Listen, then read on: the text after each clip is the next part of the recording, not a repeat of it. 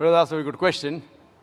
That he said, I said in my speech, and according to the verse of the Quran of Surah Ma'idah, chapter 5, verse 82, which says that strongest in enmity to the Muslims would be the Jews and the pagans, and the closest in love would be the Christians. So if they wanted to create enmity when they say that the Jews and the Muslims should fight, the Quran doesn't say Jews and the Muslims should fight. The Quran says strongest in enmity to the Muslims, to the believers will be Jews. It does not say that Muslims should fight with the Jews. It doesn't say that. But it says that the Jews, by nature as a whole, they'll be against Muslims. And I told in my lecture, there are many Jews who accepted Islam. There are many Jews who are good to Muslims. But as a whole, if you take Jews as a whole and the Christians as a whole, the Christians are closer than the Jews as a whole. This is a fact.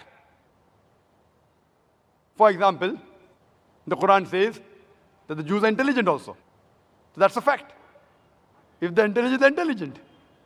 That doesn't mean that it hides the fact.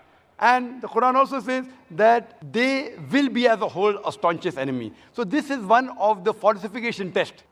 That today, if you want to prove the Quran wrong, if the Jews get together, all of them, and they decide, let's prove the Quran wrong.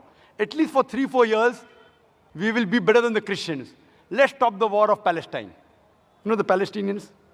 The Jews were kicked out by Hitler. Hitler incinerated 6 million Jews. He kicked them out of Germany. The Arabs, the Palestinians, they do ahlan wa sahlan. Come with open arms. After a few years, they are kicked out of the home. Imagine someone gives a traveler his home to live, and the traveler kicks him out of his home, and he's shouting that he has taken my house, and you're calling them terrorists. So what they have to do is, let's get together and solve this problem. Whatever the problem is. Not forever. Few years. 4-5 years only. And the problem is solved. So we aren't telling that the Muslims should fight with the Jews. In fact, the Quran says, even if your enemy wants peace, several places, even if they come to fight you, it's mentioned in Surah Anfal, in the battle, if they want peace, give it to them. So Quran is always for peace. Quran is always encouraging them. But if a person does not want peace to prevail, what can we do? Islam is a religion of peace. It wants peace, but it even mentions facts. That means we have to be careful of the Jews.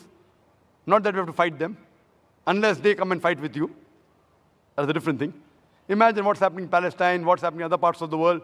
So brother, for peace to prevail, you have to follow the guidance of the Quran and live harmoniously rather than be enemies. So Quran doesn't say that Jews should be enemies, but they will be, it's saying. Hope that answers the question.